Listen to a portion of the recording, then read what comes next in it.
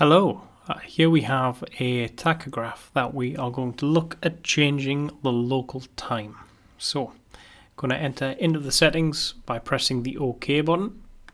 That's going to bring up our initial menu, asking us if we would like a printout for driver number 1.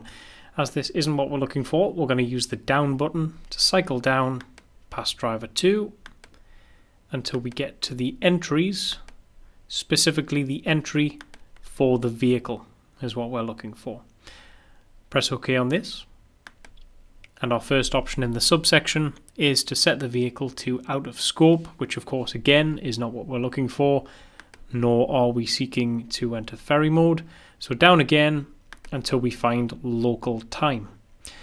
Once we press OK on local time, you'll see that we're presented with both UTC on the left and our local time as it's currently set on the right hand side.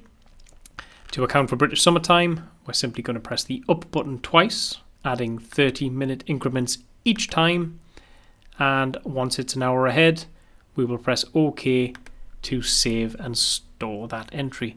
Now, going reverse for winter time would of course be the exact opposite. We will be pressing down to bring it back to the same time where they would then match, and that is as simple as that.